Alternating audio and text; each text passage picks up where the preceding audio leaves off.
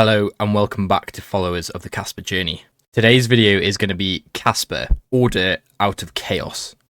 My channel has always tried to focus on the bigger picture stuff, and the reason for that is because to really truly understand Kaspa, you need to understand Bitcoin. And to really truly understand Bitcoin, you really need to obtain that bigger picture thinking. And there's really a pyramid of knowledge, I would say, with understanding of crypto fundamentals and things like solving the trilemma is kind of the peak of the pyramid, because crypto can basically mean nothing to you if you don't really understand the sovereign debt bubble that we are in and kind of the culmination of the long-term debt cycle. And to get a better understanding of the sovereign debt bubble, you need to look at monetary history and monetary theory. But monetary history and monetary theory make a lot more sense if you understand sort of evolutionary history, natural law, and human psychology. But I believe that there now may be another deeper base layer that better explains Kaspa. And that deeper base layer is the laws of physics and energy and the fundamental laws of physics. Now, I thought I had a pretty broad-based understanding of Kaspa and of crypto in general, supported by those building blocks of economics, history, and science, but the following thesis absolutely blew my mind. There's a quote by Nikola Tesla: "If you want to find the secrets of the universe, think in terms of energy, frequency, and vibration." So that is what we are going to be getting into today. But before we do get into it today, guys, don't forget to like and subscribe, and also to turn on post notifications so that you don't miss any of my future videos. Now, there's been a long list of people who have contributed to this thesis, but the two most notable are Ilya Prigozhin, who did work on dissipative structures, and also Jeremy English, who wrote a book called Every Life is on Fire. So the thesis basically is underlined by the second law of thermodynamics. And the second law of thermodynamics states, heat cannot spontaneously flow from cold regions to hot regions without external work being performed on the system. And instinctively, we know this. You know that your house on a cold winter evening does not spontaneously heat up. And essentially, you need to use external energy to heat your house up. So another way to think about the second law is through the lens of entropy. So for a spontaneous process, the entropy of the universe increases. And this brings us onto what is entropy. And now, in my opinion, entropy is one of the most misunderstood concepts in physics. And this is often due to the way it is explained. Often when people talk about entropy, they say that it's a measure of order or a measure of randomness. But I don't think that this is a very good explanation. A much better explanation is a measure of the amount of energy which is unavailable to do work. So a high entropy system equals lots of unavailable energy, and a low entropy system equals lots of available energy. And the reason why order and randomness are not a good explanation of entropy is because the highest possible entropy state, which is essentially the heat death of the universe, is a state where all energy will be equally spaced out. So no movement, reactions, or work can ever be done. And ironically, that is the most ordered or uniform state, because everything will be equally spaced out and equally concentrated in energy.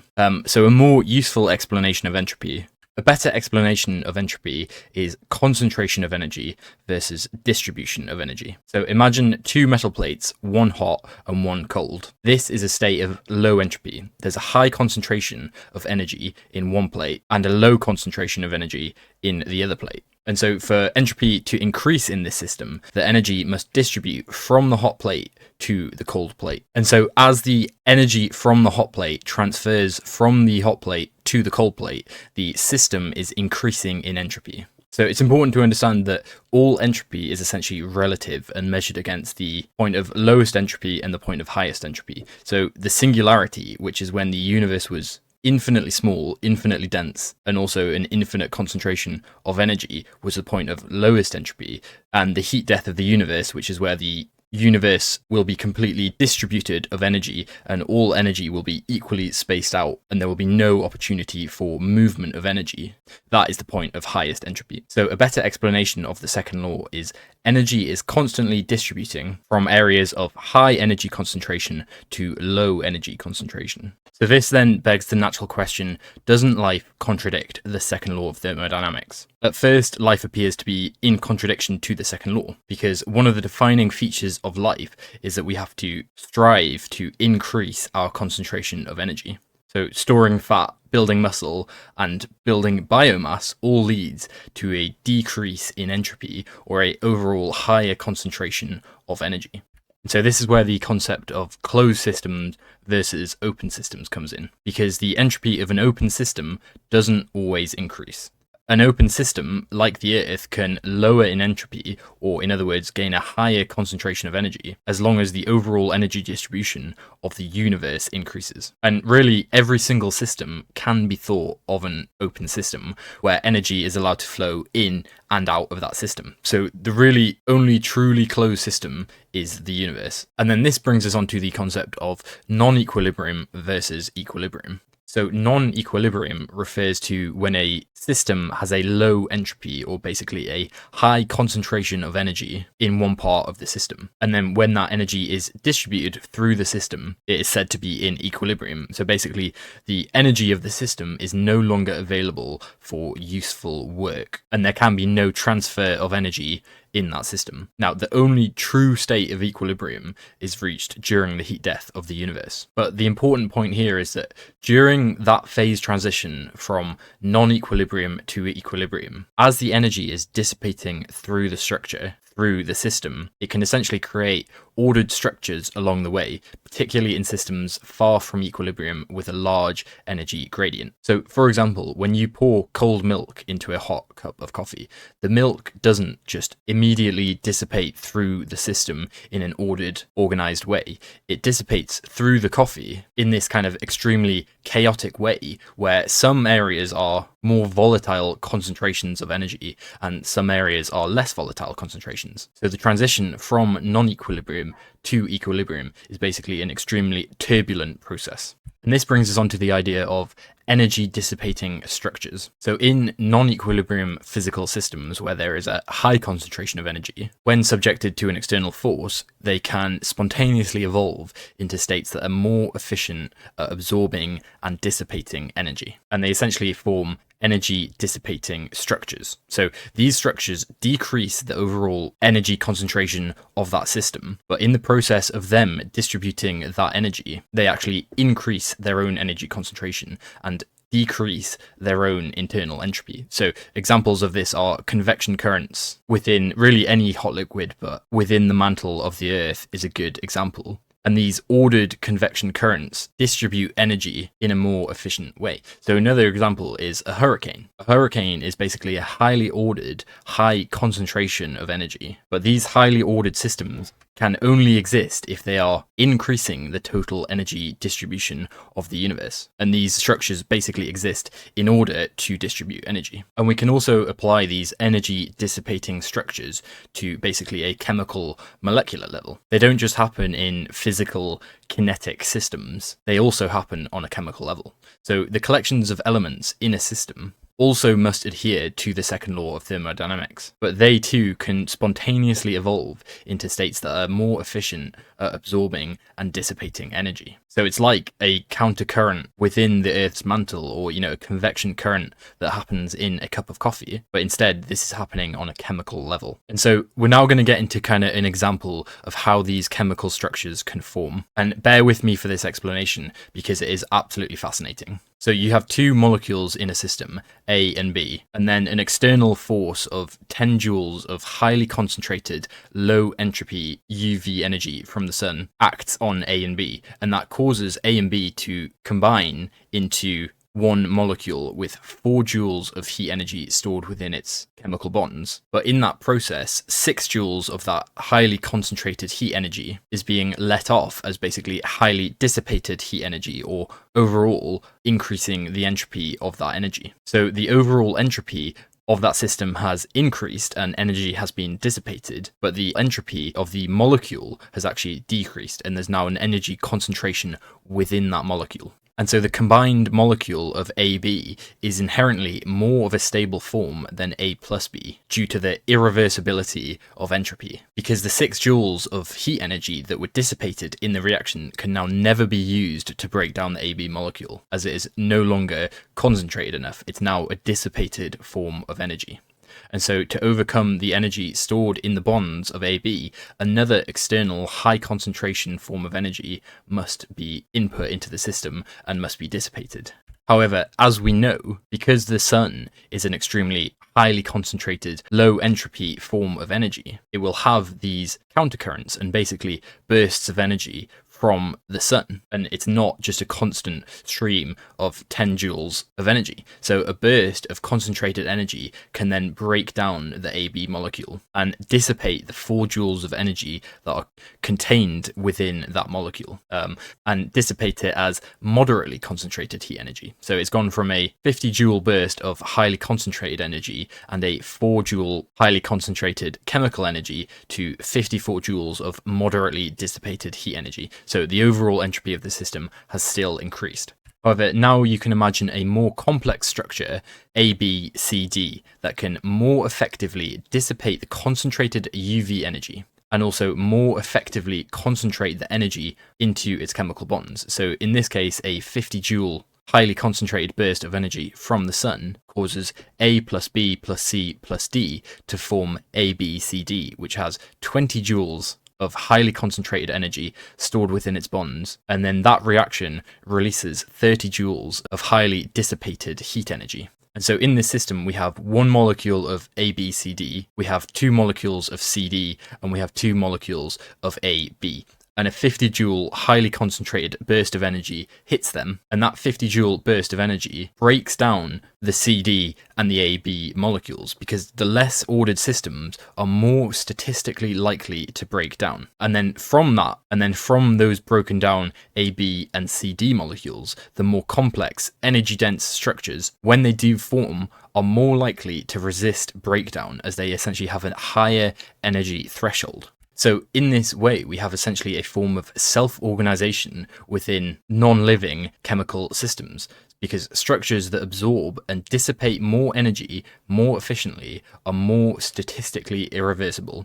The energetic cost of reversing or breaking them is higher because they have already dissipated significant energy to reach their current state. And remember, that energy that's already been dissipated can then never again be used for useful work, because these systems that absorb more energy drive larger entropy increases in their surroundings and basically dissipate more and more energy. So this essentially pays the cost of maintaining their specialized configurations. And as a result, these energy-seeking structures are statistically more likely to persist in a system compared to the configurations that dissipate less energy. And in this way, we have kind of a proof of entropy protocol going on. The more entropy a structure has created, or the more work done, the more likely it is to survive, because not only does it have more energy contained within its bonds and therefore a higher threshold and will require more energy to break it down, the more energy that they have dissipated means that that energy can then never again be used to break them down. And then the limited availability of precursor molecules A, B, C, and D basically ensures that only the most efficient energy-seeking pathways dominate, because they're essentially competing for these molecules. And the structures are also competing for the limited amount of energy available within the system. And those structures that are able to harvest more energy, leaving less concentrated energy available for the other structures, are then more likely to survive. And so these ordered, complex, high energy configurations are kind of like countercurrents in a cup of coffee. Overall, they are increasing the entropy of the universe, but by increasing the entropy of the overall universe, they are actually decreasing the entropy of their systems, or concentrating energy. And then this process can also drive positive feedback loops. And one great example of this is autocatalytic cycles. And if we take crystals, for example, a small crystal will start to form in a salt solution. And then once that crystal has formed, you get this sort of clumping effect where it's easier for another crystal to attach to that already pre-made crystal. And so therefore, it's more likely for it to form and kind of grow this overall mass of crystal than it is for a individual or separate crystal to form in another area. And that is why you see in these crystalline solutions, it's not just an even distribution of crystal all throughout the petri dish.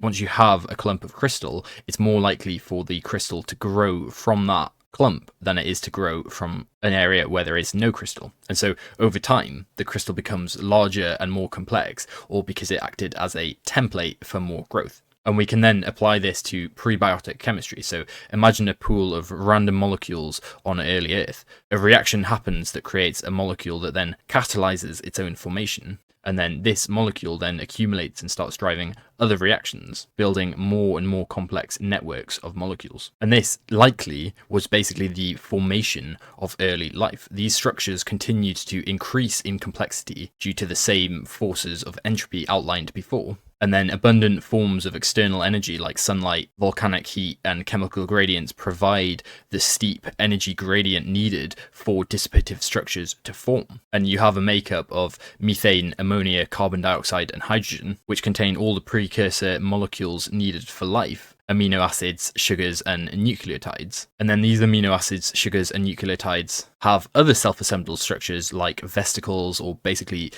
lipid bilayers forming around them, which can basically be thought of as early cell walls, then preventing the dilution of these autocatalytic cycles. And then once you have a structure that is now capable of storing and copying information, such as RNA, then you have competitive life as we know it. And this framework is a kind of simple framework that can cut through some of the complexity of life. And all of the complexity and chaos can essentially be understood as energy-seeking structures seeking rich energy concentrations to dissipate. And then once these structures have dissipated that energy, they are then statistically more irreversible, because once that energy has been dissipated, it can never be used to break down that structure again. And so these concentrations of energy come in many forms: other life forms, natural mineral deposits, and the wealth and energy of other humans. However, the formation and processes of life are basically all as natural as a cloud of smoke dissipating heat into the environment, or a rock rolling down a hill. And the structures or life forms that adhere to these second laws are the structures that dominate. The life forms that absorb more energy and utilize it more efficiently still maintain the competitive advantage, just like the non-living chemical structures did. And it is essentially the same process driving it, all driven by the second law of thermodynamics. And we can see that nature follows and adheres to these same principles. A good example of this is an eagle hunting a goat in the mountains. The goat, in this case, represents a concentrated, low entropy energy source. And instead of, killing the goat in a fair fight, it simply uses gravity to drop it off a cliff and extract the energy from that goat in the most efficient way possible. And I have a whole video talking about these kind of processes and the energy-seeking nature of life. So go and check that out if you haven't already seen it. I will link it on the screen now. But in this video, I want to talk more about sort of networks and how networks adhere to these same principles. Because it's not just individual life forms that adhere to these same laws and these same principles. Networks can also be seen as energy-seeking structures, because structures that align themselves in a network generally outcompete smaller networks, and that is why multicellular life is so successful. Multicellular life is basically a network of individual cells all working towards the benefit of the network. And examples of networks in nature can be seen through superorganisms such as, ant colonies and insect colonies. And they are a very good example of a network of individual parts all working towards the survival of the network. And cities, countries, religions, and economic zones are all examples of networks that inherently adhere to the second law and are driven by the same principles as the molecular structures that we discussed earlier. And this is also likely the reasons that sapiens were selected over Neanderthals, because they could form better networks and could work together in bigger groups. So really, from this second law, we can garner three main principles. And these three main aspects are all driven by this entropic process. So structures that can harvest and dissipate larger and more concentrated sources of energy survive, because we can harness greater work from this energy. For life, it is essential that the concentrated energy source is efficiently used, and that means that most of the energy source goes towards lowering the entropy of a system. And the reason for this is because the more efficiently you use energy, then the greater amount of energy can be harvested in the future. We could, if we want to, just burn all oil wells and oil fields and natural gas deposits, and then that would be an extremely quick and violent dissipation of concentrated energy, but in the long run, that would likely lower the amount of entropy increases that humans as a whole could perform on the universe. And the quicker that this energy is able to be channeled, the better we can seek new energy sources. And that basically relates to power. The more work we can do in a shorter amount of time gives us an advantage. And we can see this that over time, as humans have utilized and dissipated denser energy sources, going from wood to coal to oil to nuclear, that has allowed us to create more irreversible and more ordered systems with a higher energy concentration within these systems. And over time, the structures that are able to harvest larger energy sources for less input, going from hunting to small holdings to animal husbandry to overall larger and more efficient farms, are able to outcompete, and also ensuring that less and less of this energy is wasted, starting with cooking our food so that we can unlock more of the energy and more of the nutrients from it, to composting and recycling waste food, to food preservation like pickling, and then to food preservation like canning. And really, when you think about it, a food company and a canning company is an energy storage and distribution company. And when it comes to power, the networks that distribute energy both further and faster are the networks that survive and the networks that outcompete. And when it comes to these systems and these networks, the concept of order versus disorder is very important, because a highly organized and a highly ordered network is a lower entropy, higher concentration of energy network. It has utilized more energy to create and therefore has proof of entropy irreversibility. Organization has a higher concentration of energy, more people, fuel, and energy contained within it.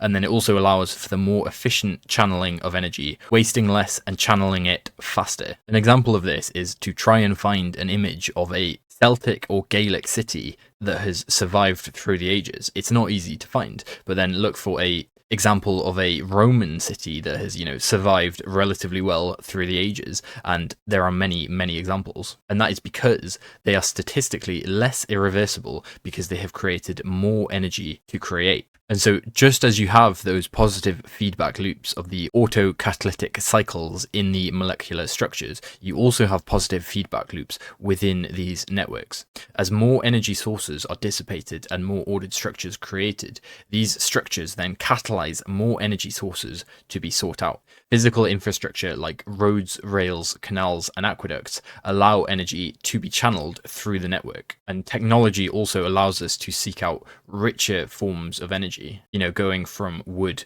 to coal to oil and eventually landing on nuclear fission and eventually fusion. And it also allows us to channel energy faster and more efficiently, which translates into more advanced weaponry. And so basically the point here is that the irreversible aspect of the second law drives progress in both evolution and technology. Once energy has been dissipated, it cannot be reclaimed or reversed, and this ensures that systems that dissipate more energy more effectively have an edge. These three fundamental principles are inescapable as they are ingrained in the laws of physics. Therefore, systems that adhere to these principles will survive and will dominate. So what works survives. And you might try and argue that humans have kind of stopped evolution, or we've kind of bypassed these laws, but in the same way that these non-living molecular structures were selected based on how much energy they could dissipate, humans essentially are driven by the same process. And so the quote, "Technologies that dominate because they channel energy harder, faster, stronger, smarter," by Michael Saylor. And another quote by Saylor, "Money is the highest form of energy. Money also acts as a network. And because money is abstract energy and it can induce physical work in the world, for example, you could pay someone enough money to roll a huge boulder up a hill. It represents energy, and there is potential energy stored within the money. Therefore, money represents a dense, low entropy, high concentration of energy. And because money can only operate as a network, it is therefore essentially an energy network, both storing and transporting energy throughout the world. And just like those non-living molecular structures, because money is an energy network, for it to survive and dominate as a technology, it must adhere to the three principles of energy dissipation, energy efficiency, and speed. And so really, these are the properties that we are trying to reach when we say with good money. The characteristics of durability, interoperability, uniformity, limited supply, portability, and acceptability are really talking about energy dissipation, energy efficiency, and speed of energy channeling. Money also exists on a spectrum of entropy. There is more stable, low entropy money and less stable, high entropy money. Low entropy money is more irreversible. Because of the energy expended to obtain it, it takes a higher amount of energy to dissipate the energy in the monetary system and the monetary network. So a low entropy money is more resistant of other entropic forces, both physical and social.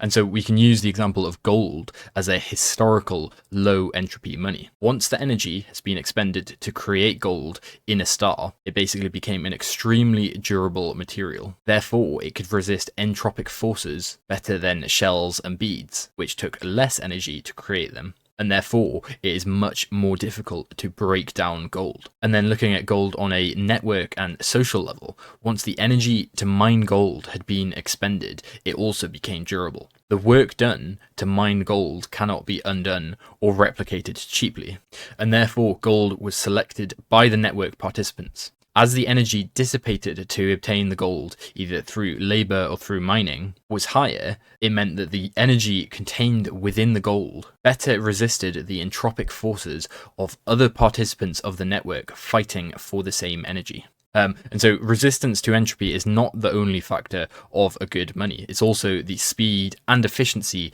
of channeling the money or channeling the energy through the network. And so despite some other materials being more entropy resistant, such as diamonds, because they didn't have the other aspects of uniformity and fungibility, they could not channel the energy as quickly or as efficiently through the network and therefore were outcompeted by gold.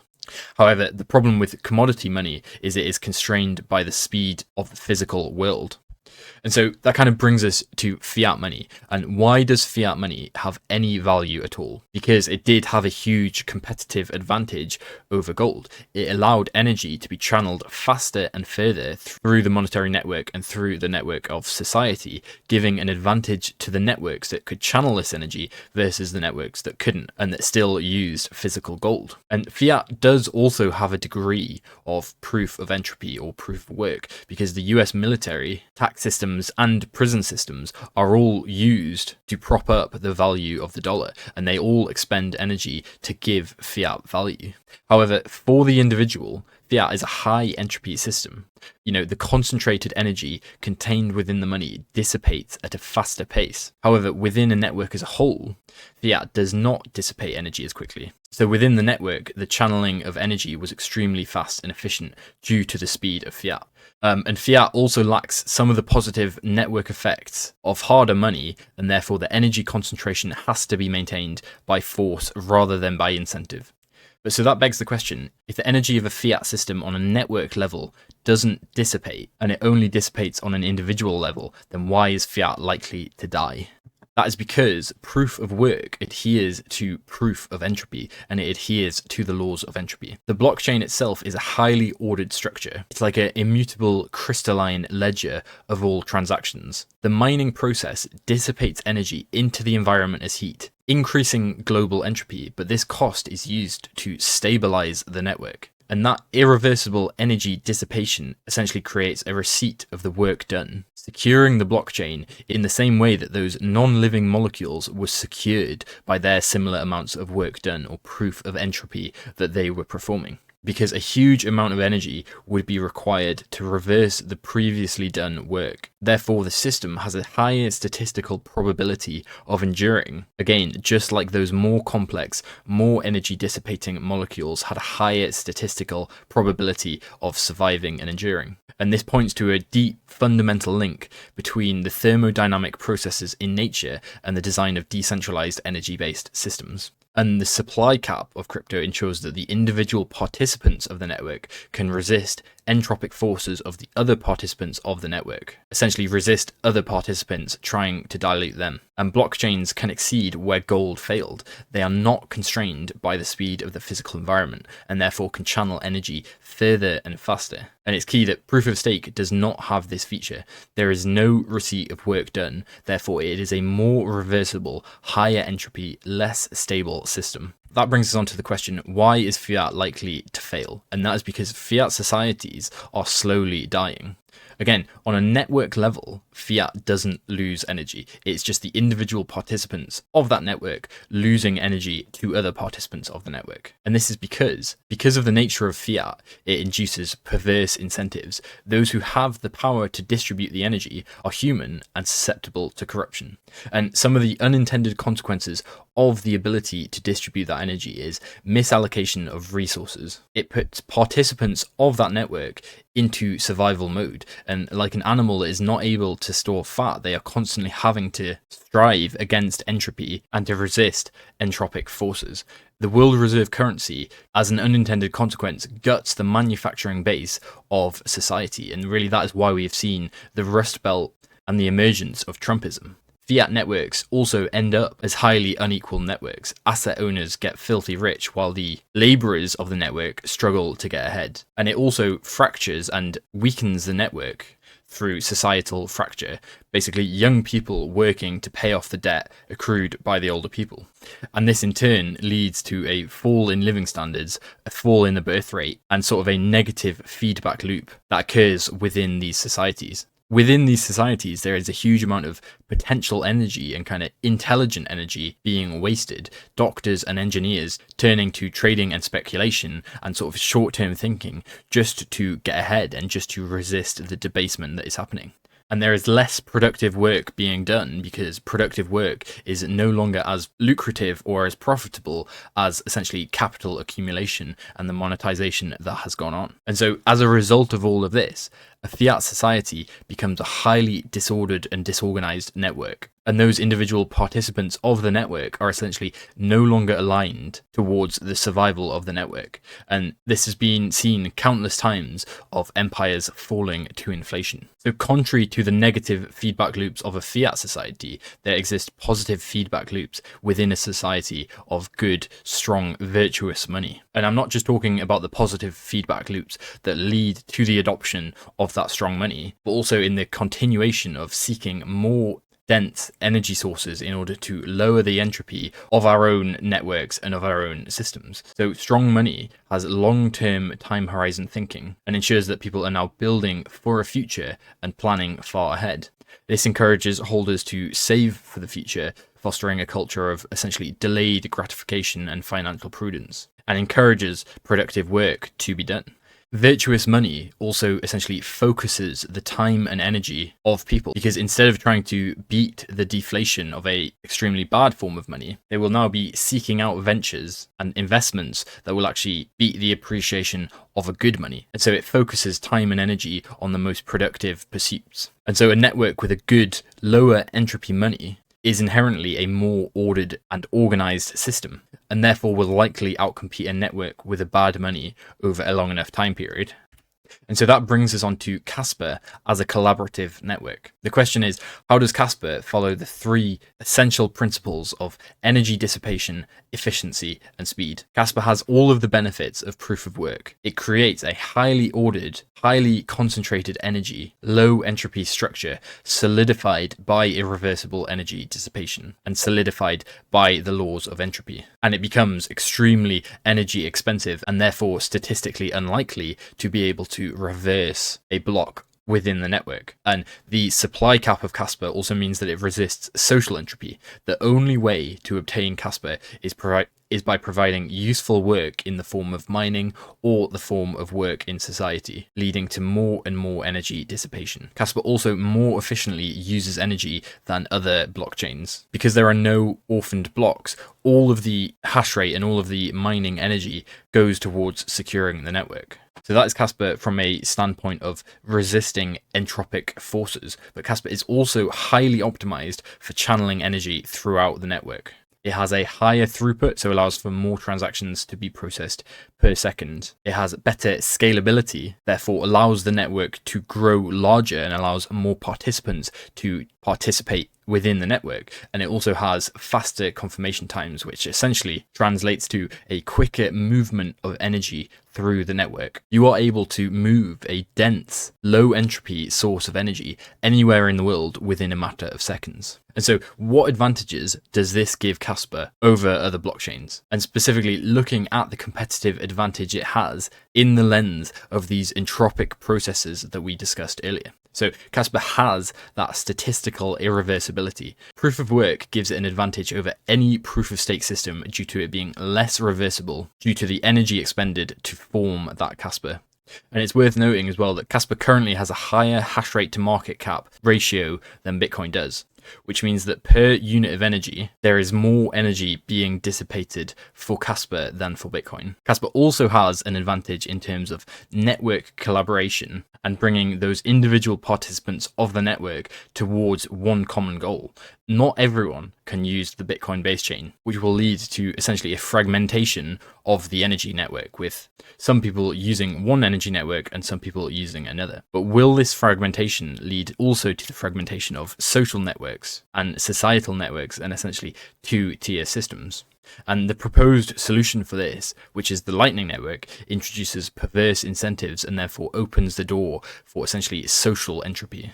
And because Kaspa allows for faster distribution of energy throughout the network, it can be seen basically as a more powerful network, with more energy being transferred in a shorter amount of time. And so therefore, a more cooperative network with a similar level of irreversibility, greater energy efficiency, and faster channeling of energy will, over time, outcompete a less cooperative one.